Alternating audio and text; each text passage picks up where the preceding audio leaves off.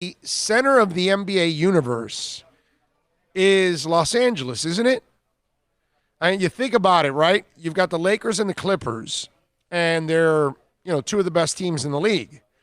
The Bucks have the best record in the league, but the Lakers and the Clippers are considered the other two marquee teams right now in the NBA, and probably those are the three favorites right now to win an NBA title. Okay, you can make an argument for a couple of other teams to maybe sneak into the conference finals and then sneak into the NBA finals, but you're probably thinking your winners coming out of those three, depending on how where they end up in the finals.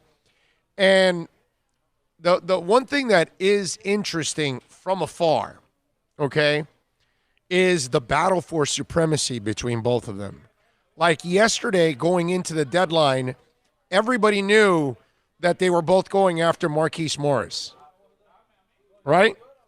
And the Clippers, who, by the way, have the better team, have more depth, have the better owner, have the better front office, have the better head coach. They all, they're just better in every way, shape, or form. Hate to disappoint you Lakers fans out there, but that's the case. And we watch this battle between both of them, and the Clippers end up winning the race for Markieff Morris. And it becomes a real big piece that the Lakers lost. Because really the Clippers, they gain some depth here. They gain a quality player, but it's not like they desperately needed it. I could even argue that if the Lakers add Markieff Morris, that the Clippers are still the better team. And I thought the Clippers were the better team anyway. And it's strange that, or not strange, but it's fun, I would say, to watch from here the battle for the Western Conference, for supremacy, basically, between these two teams, and how that move for Markieff Morris is an enormous loss for the Lakers. So they waste no time, and they're hosting Darren Collison last night. And so Jeannie Buss, Adam Sandler, Denzel Washington, they were all in that group and trying to woo Darren Collison. And I guess Jenny put him there in that spot so she could kind of see the stars and all that stuff and the fluff, and meet Kurt Rambis and his wife and all that. And so they're trying to win Collison over. And Collison, who has never won a title, is now got to decide between the Clippers and the Lakers. And again, the Clippers are basically, they're playing spoiler. Because they'll use Morris, but they won't depend on Morris nearly as much as the Lakers would have depended on Morris.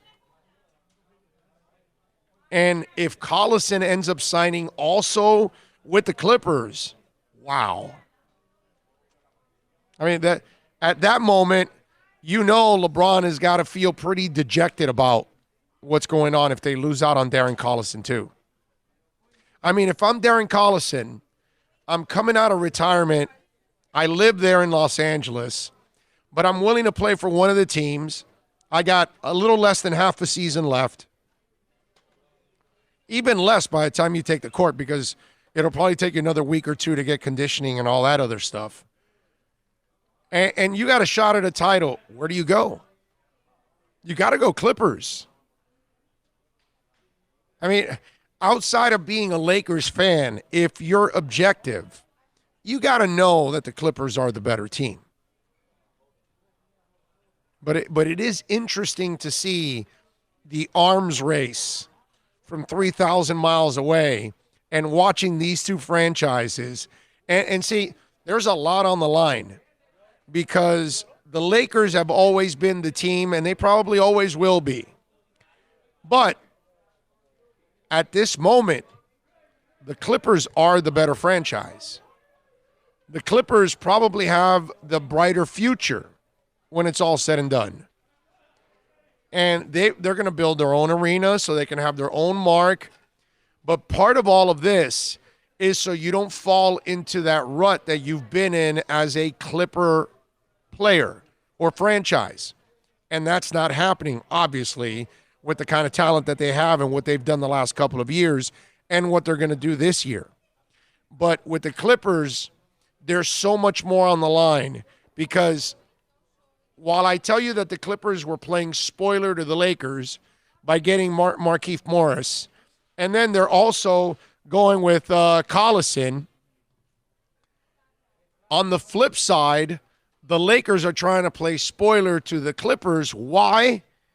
Because the Clippers are closer to greatness right now. They are closer to the title. And the Lakers know that. And the Lakers have to see it.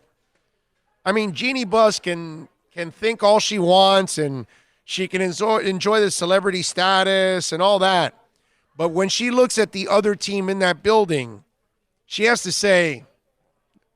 feel intimidated because they're better. And while the Lakers own the town because they are the Lakers, obviously, the Clippers are the team that now from here on out has the better shot at winning not just this title, a couple more down the line. Lakers don't. That window for them closes in the next couple years because LeBron.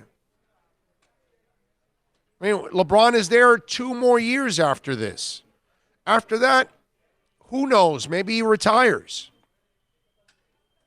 He's got 2 more years of wear and tear and going, I would imagine, deep into the playoffs again, like he does every single year except last year.